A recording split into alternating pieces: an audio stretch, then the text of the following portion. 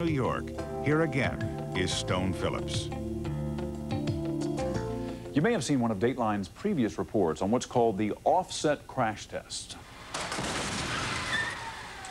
It's a new kind of safety test, one the government does not do. The collision not exactly head-on, but just off-center, the way many accidents happen. And as we've shown you, cars that pass the government's test don't always pass this one. So how will some of the world's best-built, most expensive cars do? Tonight we find out. Here's Chief Consumer Correspondent Lee Thompson with a Dateline Consumer Alert. For more than 2 years now, it's not even budget. The Insurance Institute for Highway Safety, IIHS for short, has been crashing popular cars. Four-wheel drives and family minivans, sometimes with frightening results. This is the worst we've seen, I think. The steering column is almost up in the roof. Now it's about to put a new set of cars to the test. Top-of-the-line luxury cars from BMW and Mercedes, Lexus and Infiniti, Lincoln and Cadillac. Are luxury cars built better as far as safety is concerned? Some of them are and some of them aren't. The Insurance Institute's test is unlike the crash test the government does. And some automakers have said unfair. I would have to classify it as a ultra-high-speed test compared to the types of crashes that happen in the real world. The government crashes cars at 35 miles an hour into a flat wall. The force spread evenly across the front. The Insurance Institute tests cars at 40, hitting the barrier off-center. Offset it's called, concentrating the forces on one side. The test is designed to simulate what happens if two cars hit like this, driver to driver at about 40 miles an hour. Automakers have criticized the test, saying accidents like that are rare, that it's wrong to put too much emphasis on any one test, and that since the Institute is funded by insurance companies, it has a vested interest and cares more about cutting insurance claims than the added cost of building safer cars. But at least one automaker is breaking ranks. We don't have a problem with the IIHS test. In fact, Toyota told Dateline the Insurance Institute's offset test is one of the tools it's using now to redesign its cars and improve safety. This is the 1997 Toyota Camry. All of these areas in yellow were designed, incorporated because of the offset test. Fits like a glove. So how well would a luxury car protect you in a serious head-on crash? The Insurance Institute is about to find out. The Institute bought these brand new cars right off dealers' lots. Dateline had no say on how the cars were chosen, tested, or evaluated. Running in 3, 2, 1. The car being tested, the BMW 540i. List price, $51,000. Looks pretty good in there. Steering column's not moved a lot. Although there's plenty of damage to the front of the car, O'Neill says the safety space around the driver is still in place. You can see what happened with the Institute's slow-motion cameras. Very little intrusion into the occupant compartment. The restraint performance was good. The injury measures were all good. This is an example of how it can be done. If all cars performed this well, we would stop this kind of testing. There would be no point. We'd declare victory. This is the Lexus LS400 from Toyota. List price, $58,000.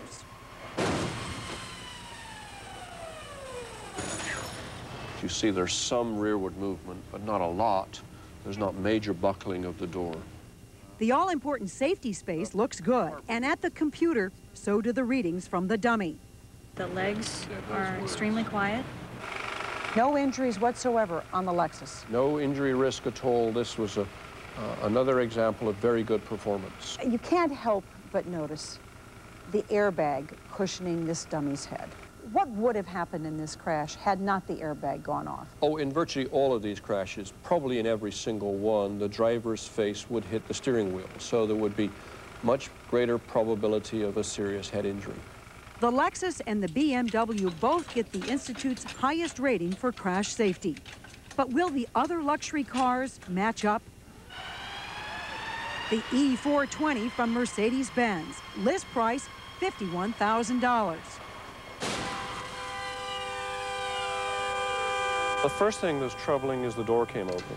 Close inspection shows some unusual damage just behind the driver's seat. But in this case, O'Neill says, what may look bad on the outside is actually good news for the driver inside. So the injury numbers look good. Once again, no serious injuries to the head, chest, or the legs. And here's why. In a crash this serious, Mercedes knows a car will be totaled anyway. So the company designs the car to spread the damage around the driver. But this is good because this is deformation that's absorbing the energy while the safety cage is maintaining its shape and its space. In fact, remember that damage behind the driver? Turns out it's supposed to be there. Mercedes says it designed the new crumple zone to keep its large, heavy car from acting like a battering ram when it hits a smaller car in a head-on accident like this. Mercedes gave Dateline this film of a crash test between its large E-Class on the left and its small A-Class that's being introduced this year in Europe. The small Mercedes is 1,000 pounds lighter and almost 4 feet shorter. But in this test, Mercedes says there were no serious injuries in either car. Is this something new that we're seeing where the big cars are trying to protect the small cars? This is one of the newest concepts in safety when it comes to vehicle design. Because the door popped open, the Institute gives the Mercedes its second highest rating, acceptable. Mercedes says it's looking into why the door opened. The car being tested, the 1997 Lincoln Continental, list price $41,000. The left foot, which I can just see, looks like it might be jammed backwards. The sensors in the dummy indicate a broken leg.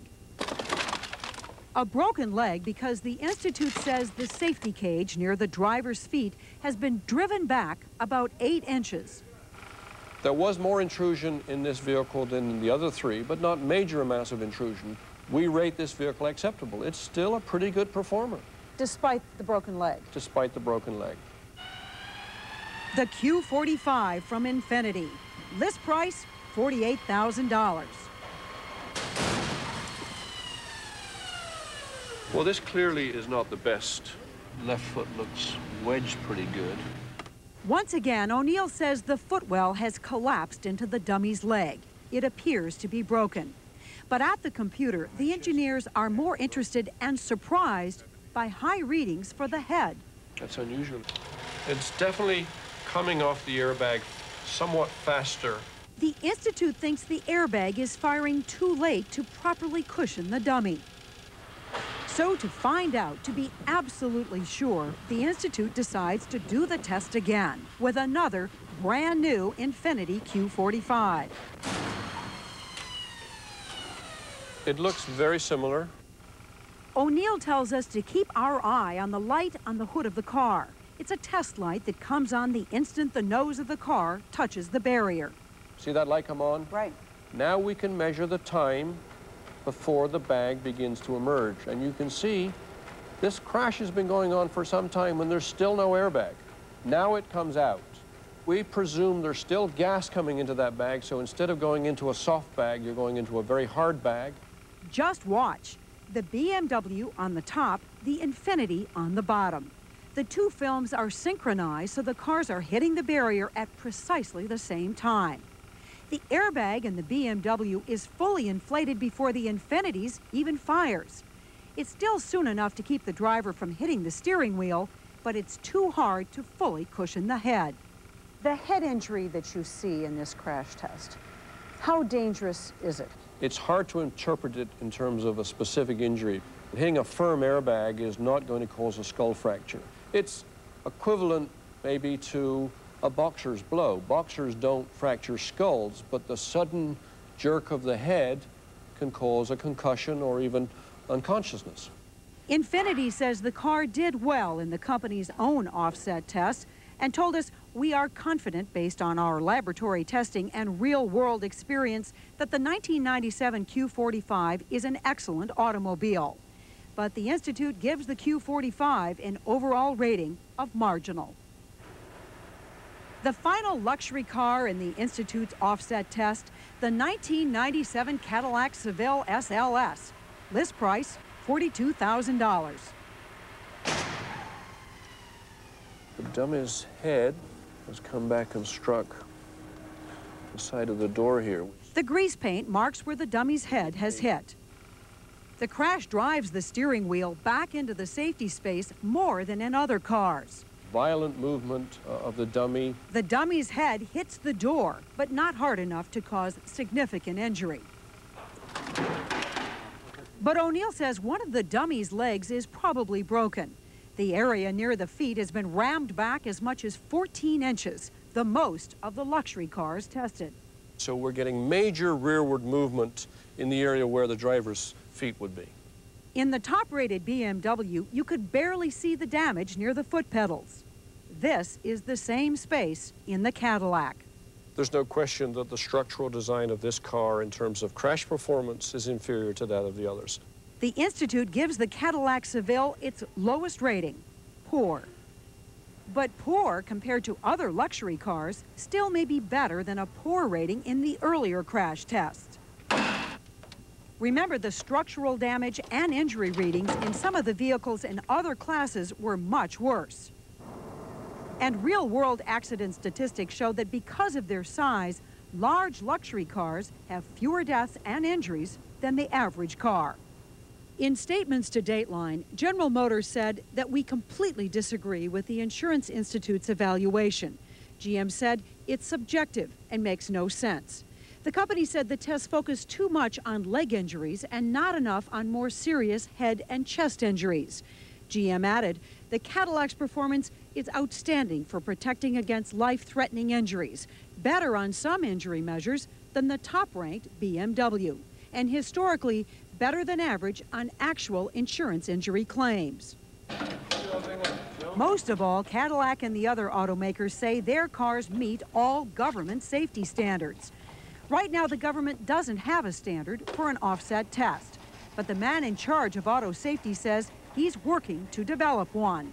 This is something that will not only save lives, but will save devastating injuries. It's hard to argue with that.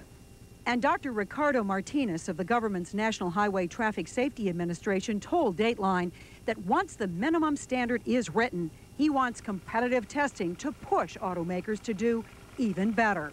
To let the consumers of America know how much more these companies invest to go beyond the minimum standards, then they can vote with their pocketbook. In all, the Insurance Institute has tested more than 40 different cars, from the luxury models you saw tonight to popular mid-sized cars, family minivans, and sporty four-wheel drives. If you'd like more information about the crash test program or detailed results for a specific car, visit our website at www.dateline. Had a cupboard filled with great coats. Wednesday.